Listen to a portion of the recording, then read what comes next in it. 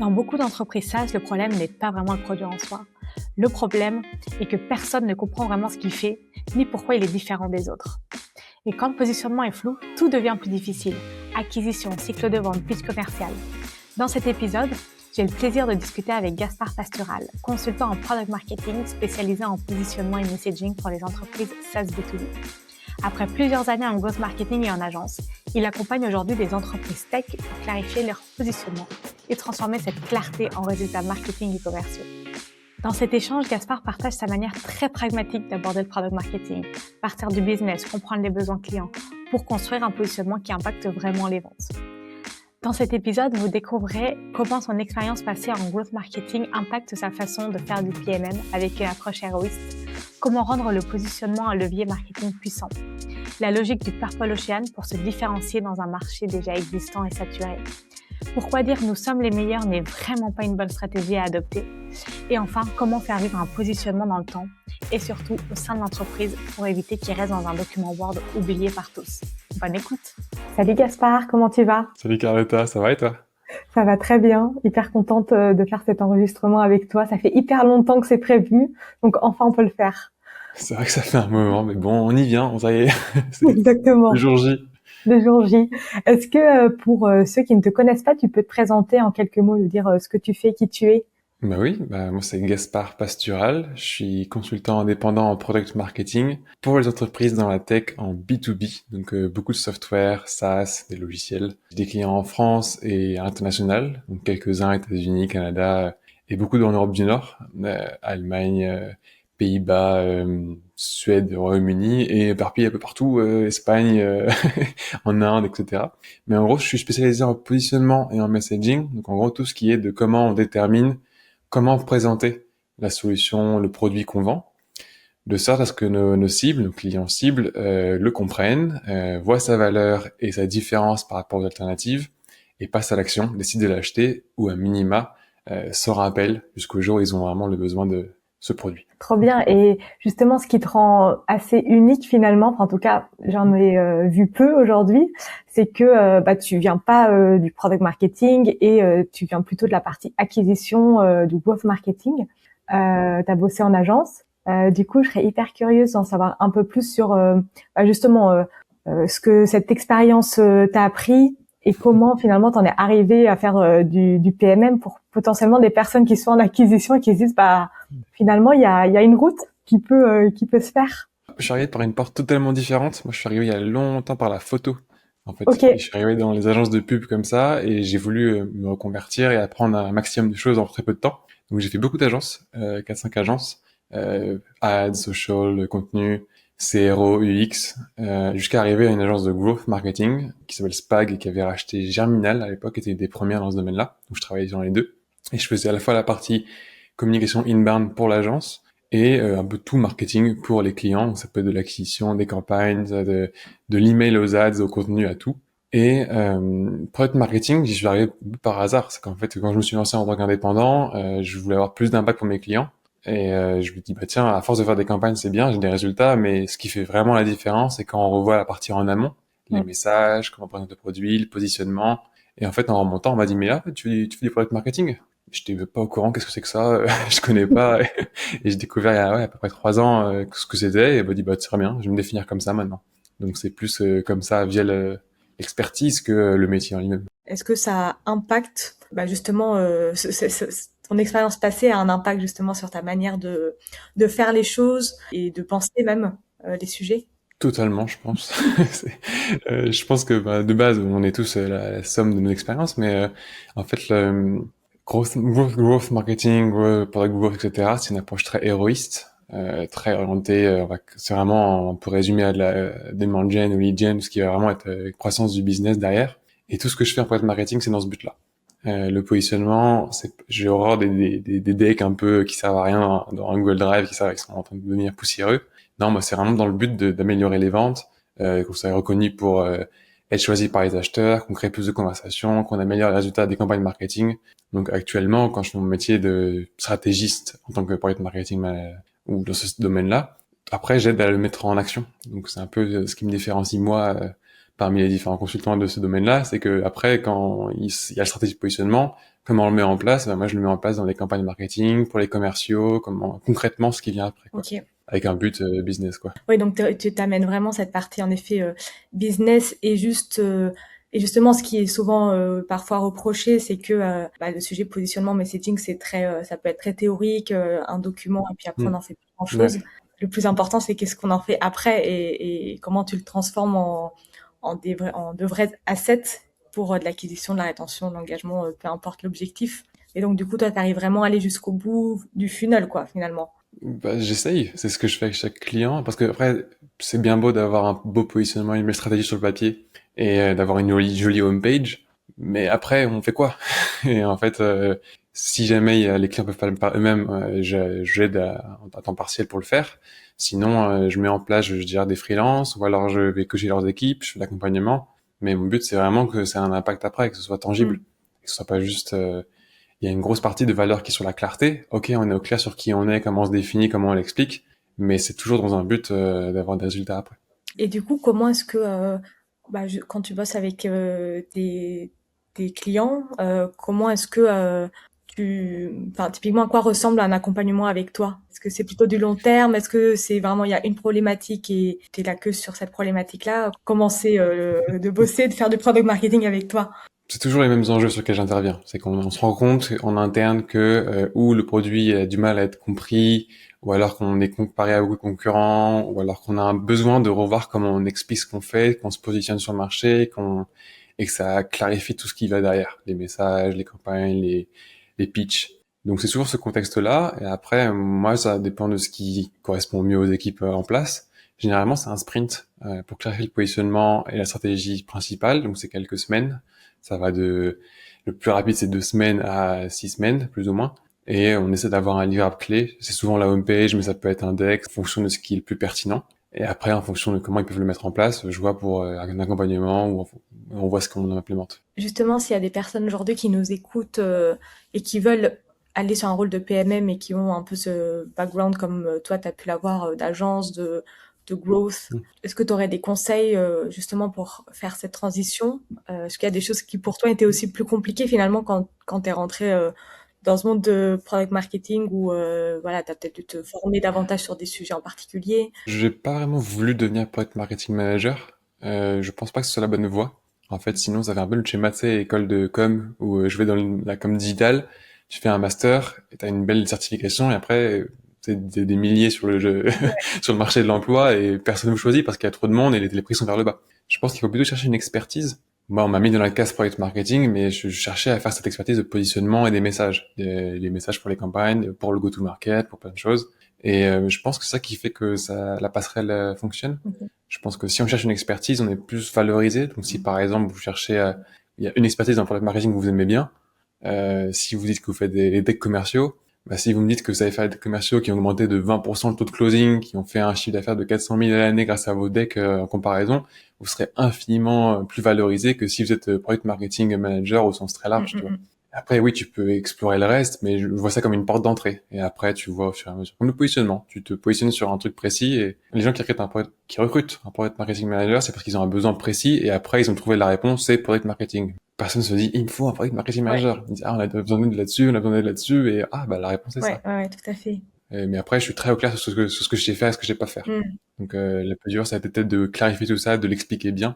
Actuellement, c'est plutôt clair parce que ça fait 2 ans que je fais ça et que j'explique bien, que j'essaie de l'expliquer.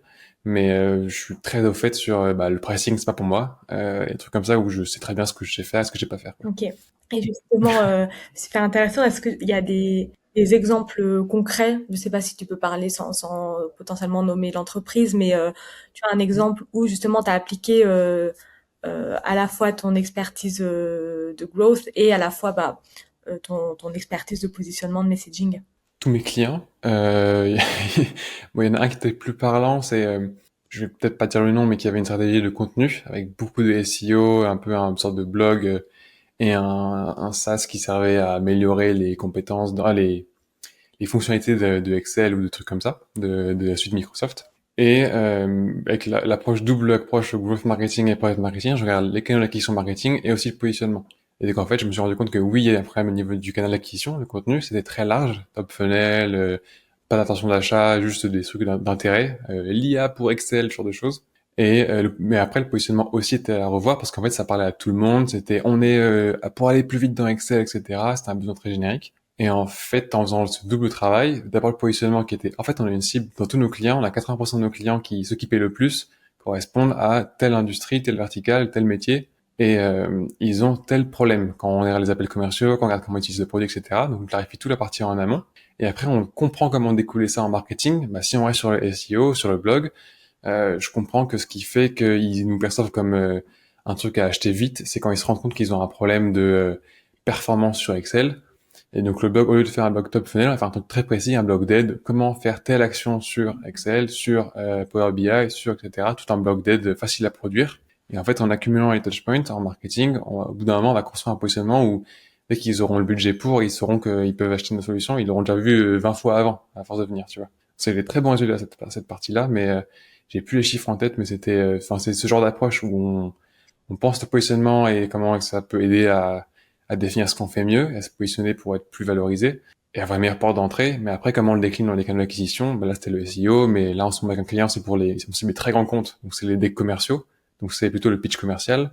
Des fois, c'est les ads. Ça vraiment dépend à chaque fois de chaque sujet. Ok. Et justement, tu parlais de l'influence sur le business, en suivant des Mm. KPI clairs et voilà, de aller plus loin que juste délivrer potentiellement un deck ou Mm.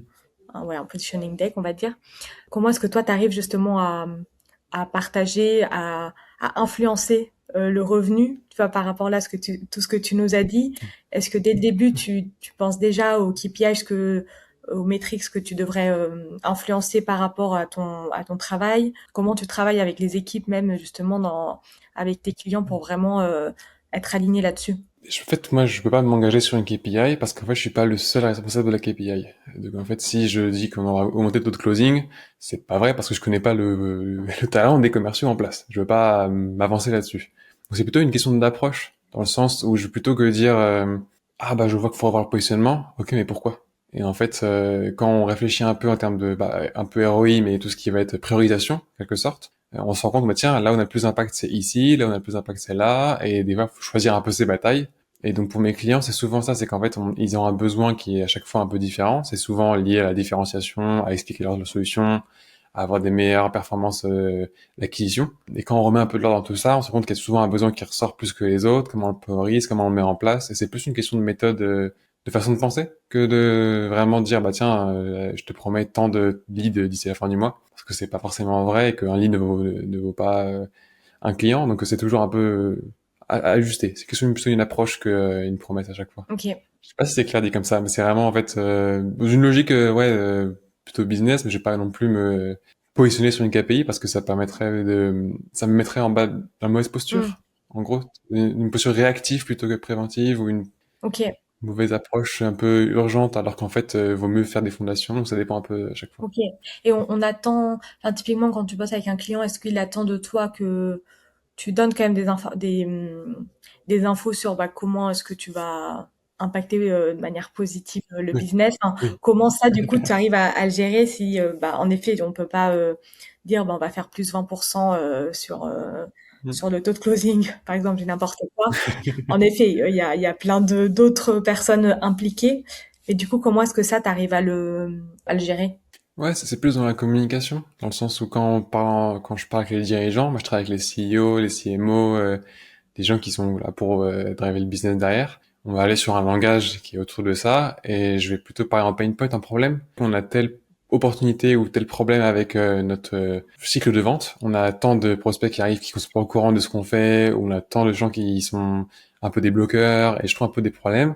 Et je crée ma roadmap autour des problèmes pour tout ça en expliquant que c'est pour améliorer tel et tel objectif, Mm. enfin, telle et telle action des Ouais. équipes. Mais c'est plutôt dans l'approche stratégique. Je vais pas juste dire, bah voilà, on va aller augmenter le taux de conversion de la homepage.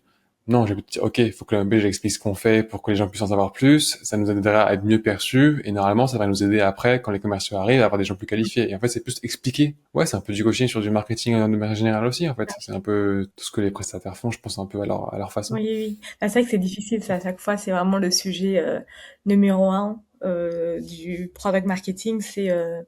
On est tellement à la croisée de chemins et Ouais. et on influe énormément. Mais finalement, ce qu'on contrôle à 100%, il n'y a pas énormément de choses. Donc à chaque fois, c'est vraiment comment trouver le bon mix et réussir à savoir vraiment jusqu'où on peut contrôler et sur quoi on peut se positionner, justement, sur quel sujet. Et aussi, bah, qu'est-ce que on peut influer, mais au final, si on peut pas non plus tout être à 100, enfin tout donner si c'est sur des choses qu'on peut pas non plus contrôler à 100%, quoi. Ouais. Moi, c'est une question de choix. Je pense que les PMM, s'ils arrivent à bien prioriser, à savoir où est-ce qu'ils peuvent avoir de l'impact, c'est là où ils deviennent un peu stratégiques et ils peuvent avoir un vrai impact plutôt qu'être très réactif et d'éteindre tous les feux, à courir partout, à suivre les petites demandes plutôt qu'à avoir la vraie valeur Mm. ajoutée. Je pense que c'est ça l'enjeu. Priorisation. Ouais, ouais, 100%. Je voulais aussi parler avec toi bah, justement du sujet de positionnement parce que bah, tu parles souvent bah, d'une approche de la du Purple Ocean. C'est d'ailleurs comme ça aussi que enfin, t'as aussi la couleur violette comme, comme couleur flagship comme moi, donc hyper cool. On est tous la même dans la tech, on est tous en violet, là. Violet. Et c'est hyper intéressant comme approche. Du coup, est-ce que tu pourrais nous en dire un peu plus sur un peu cette théorie, si on peut dire ça comme ça. En tout cas, qu'est-ce que tu entends par là et comment tu l'utilises au quotidien? Alors, je l'utilise un peu pour montrer comment je pense, mais c'est expliquer de A à Z tout ce que c'est souvent un peu trop long, donc je n'en sers pas non plus tous les jours. Mais c'est le nom de mon entreprise, Purple Ocean, c'est le nom ça vient de la théorie, de la thèse, de l'océan rouge et l'océan Ouais. bleu, qui consiste à dire, grosso modo, qu'il y a un océan rouge qui sont les marchés existants, saturés, où tout le monde se fait de la compétition pour avoir les mêmes parts de marché, avoir la même demande et les océans bleus où c'est tout est à découvrir, c'est un peu utopique. Si t'arrives à être le premier, tu peux avoir un marché entier rien que pour toi, etc. Et moi, je pars du constat que c'est totalement faux. L'océan bleu est un mirage, ça n'existe pas. Et c'est pas moi qui l'ai inventé, hein, la théorie de l'océan violet, donc Purple Ocean. C'est pas moi qui l'ai inventé, je sais même plus qui l'a inventé, mais c'est popularisé dans le sens où c'est bien plus efficace pour l'entrepreneur. Moi, je travaille avec beaucoup d'entrepreneurs ou des CEO qui sont assez terre à terre concrets, de partir d'un marché où la demande est validée, donc un product market fit un peu certain, là où il y a déjà des concurrents, déjà des gens qui payent pour une solution similaire, directe, donc à l'océan rouge, et de trouver le meilleur courant pour se différencier et aller vers un océan violet qui du coup est un moyen de sortir du lot. Mm. Et ça peut être un courant lié autour du positionnement, mais par exemple ça peut être autour de la cible, s'il y a un métier qui était jusqu'à présent pas assez aidé, un segment qui était pas assez aidé par les solutions actuelles. Ça peut être un bon courant pour se positionner s'il est grandissant, s'il y a une demande grandissante. Ça peut être simplement un changement de méthode. Et idéalement, le meilleur changement, ça reste un changement technologique, comme ce que fait Lovable en ce moment, où ils sont les premiers à faire l'IA pour tel use case. Mais ça reste assez rare et le mieux, ça reste quand même d'être partir d'une demande existante et trouver où est-ce qu'il y a un filon, une opportunité à creuser et se positionner exclusivement dessus pour pouvoir un peu surfer cette vague. Hyper intéressant et c'est vrai que après, quand tu le conscientises, tu te rends compte en fait que au quotidien, bah, ça existe avec plein d'outils qu'on utilise. Bah, tu le vois, t'as tous les entrepreneurs que je rencontre qui sont, oui, j'ai un agent IA qui va faire blablabla. S'il suffisait de dire, on d'inventer un truc de A à Z qui est un agent ou je sais pas quel autre mot-clé, il pourrait dire, bah, actuellement, on a telle automatisation qui les gens payent pour, on a un moyen plus simple de le faire ou plus rapide ou je sais pas quel est le différenciateur, mais ça serait beaucoup plus simple à vendre parce que c'est plus concret et ça part de ce que les gens payent Mm. déjà. Et en fait, faut arrêter de vouloir viser la domination d'un nouveau marché. Il n'y a pas de nouveau marché, c'est des marchés existants, c'est juste qu'ils sont, faut y faire sa place. Et se différencier, c'est la bonne solution, je Ok. pense. Et toi, quand tu réfléchis ou quand tu travailles sur un positionnement, comment ce sujet-là, enfin, comment tu le penses du coup, ou tu vois, s'il y a un exemple concret, typiquement, bah là, il y a des PM qui, justement, il y a un vrai sujet de positionnement de leur boîte, de différenciation. Comment on peut utiliser cette théorie-là pour arriver à ses fins? En fait, ça part de l'existant. Donc, pour les PMM, ils ont cet avantage de pouvoir prendre du recul. Un peu, je pense que c'est un peu le métier où on est payé à être objectif, selon moi. C'est ma définition un peu du métier où il faut avoir du recul et voir un peu l'œil sur tout. Et en fait, ça part de l'existant. Moi, avec mes clients, je commence toujours par souvent le positionnement. Et généralement, on se rend compte que même si on pensait qu'on avait une cible claire, c'est pas le cas.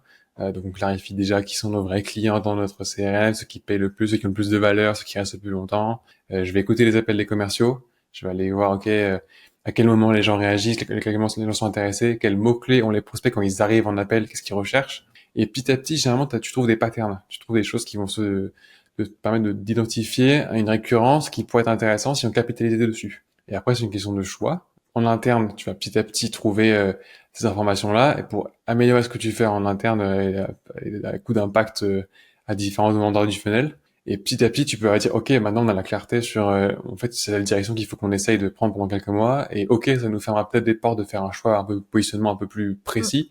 On va peut-être fermer 2, 3 portes. Mais celle qu'on a actuellement, si on pourrait l'ouvrir en grand, on pourrait vraiment accélérer x5, x10 en croissance.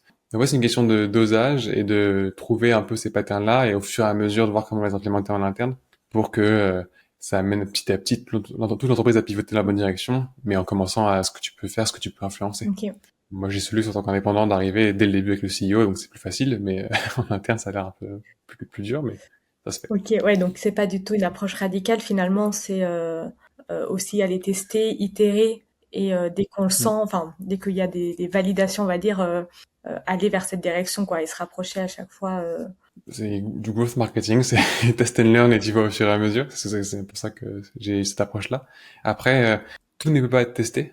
Tu peux pas tester dès maintenant que le positionnement que tu feras aujourd'hui sera rentable parce qu'en fait, c'est un truc qui demande plusieurs mois. Le positionnement, c'est OK, comment tu te présentes, mais comment t'es retenu dans la tête des acheteurs. Mais si par exemple, tu as tel et tel pattern qui montre que si tu avais une cible plus restreinte qui correspond à 60% de tes prospects, tu auras un taux closing de plus 40%, tu peux vite faire des stats pour mesurer le risque et généralement, quand tu te rends compte que c'est pas vraiment un risque, c'est plutôt une opportunité de faire ce genre de choix, quoi. Mm. Et en plus, les clients en ce moment peuvent avoir des moyens assez simples de prouver ces choses-là avec des chiffres, et tout ce qui est appels clients, etc., trouver des stats sur combien de fois c'est un mot-clé mentionné, combien de fois on a ce pattern-là, etc.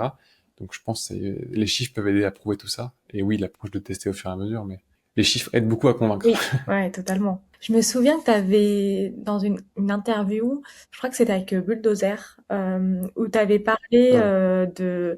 justement de différenciation et de termes, enfin, tu vois, de se dire, bah, pourquoi dire on est X outil est le meilleur sur le marché. Enfin, voilà, des terminologies comme ça, c'était pas forcément une best practice, alors qu'on le voit beaucoup finalement.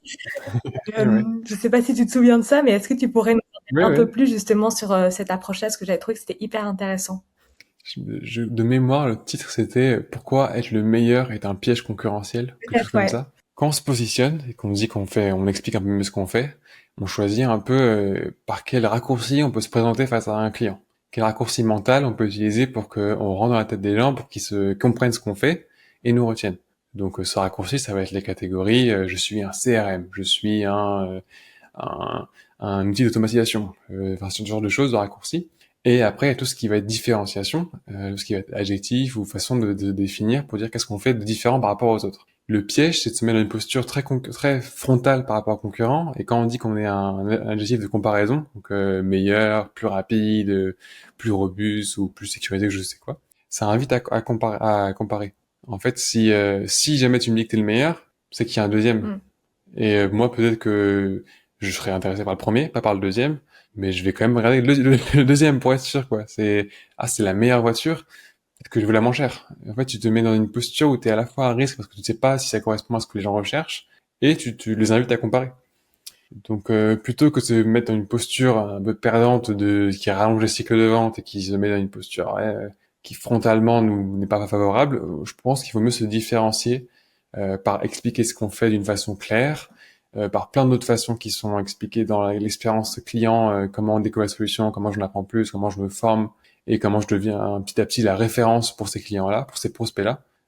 C'est ce genre de choses qui permet d'avoir petit à petit cette image de marque ou cette façon de dire, OK, cette appréciation de la marque. En fait, si c'est un peu du branding, c'est qu'en fait, si jamais je retiens que j'ai beaucoup apprécié les contenus de telle et telle solution, bah, quand je devrais choisir, je pense que j'irai vers eux, Mm, quoi. mm.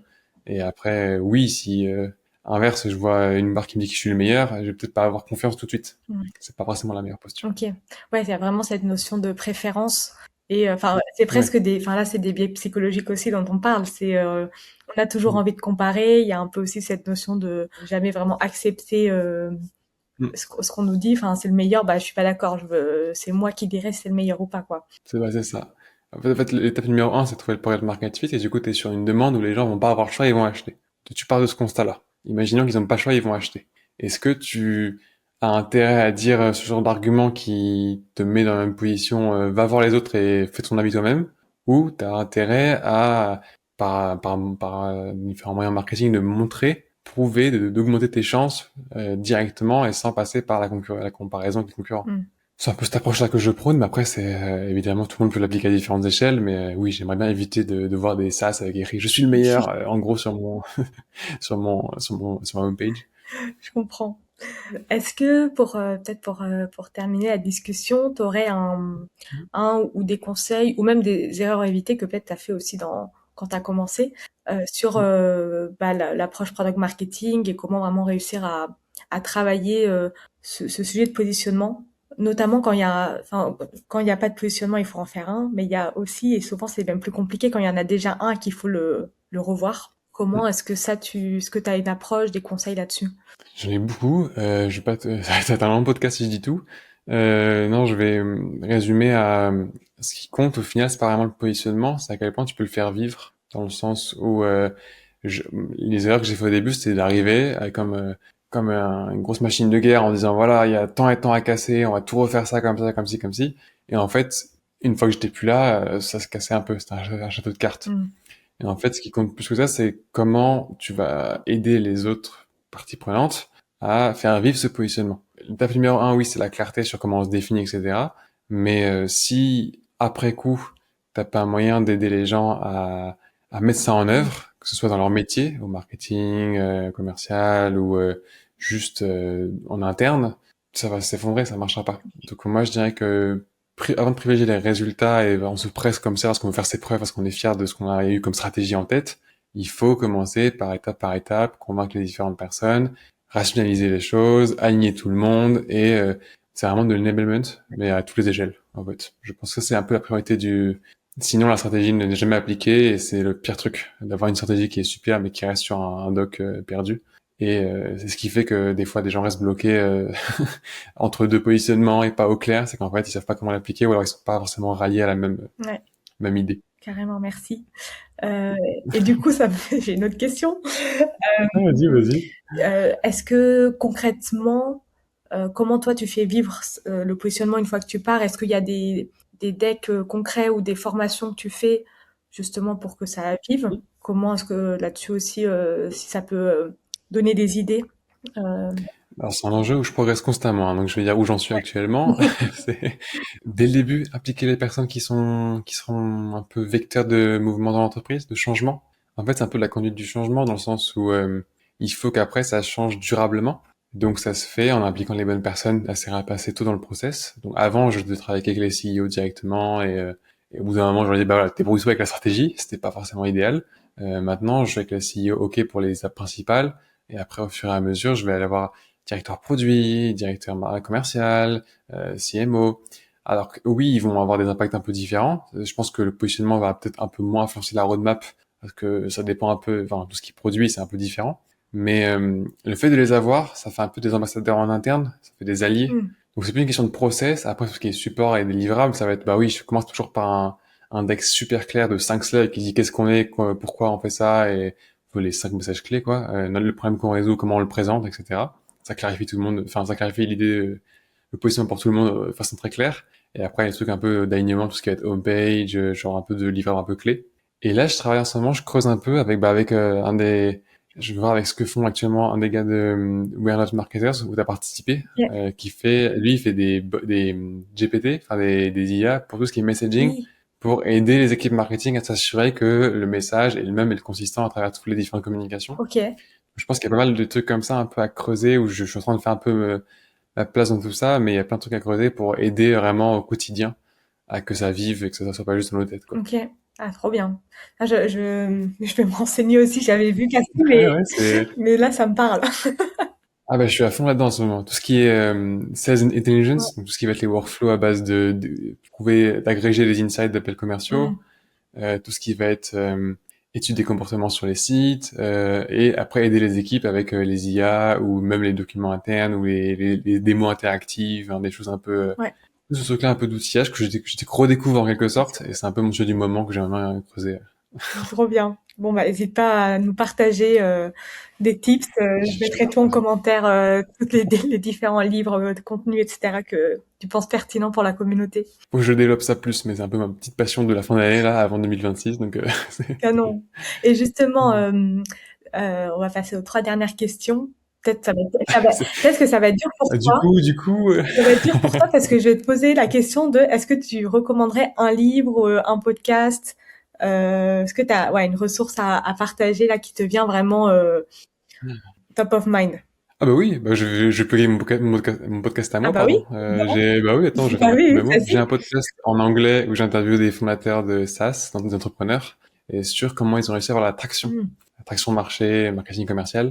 Et c'est souvent, très souvent lié au positionnement et au choix qu'il y a derrière et un peu à comment ils communiquent leurs valeurs et se différencient. Donc on revient souvent à ces sujets-là.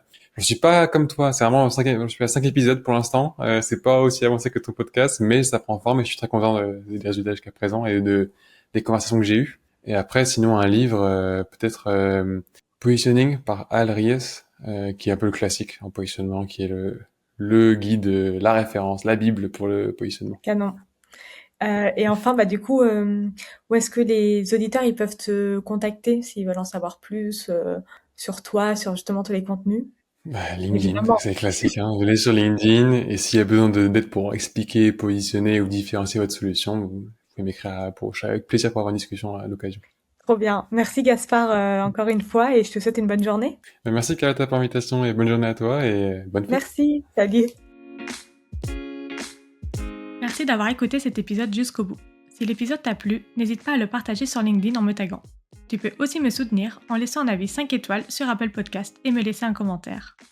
Ton aide est précieuse pour m'aider à faire connaître Product Marketing Stories et aussi m'encourager à créer davantage de contenu. Alors merci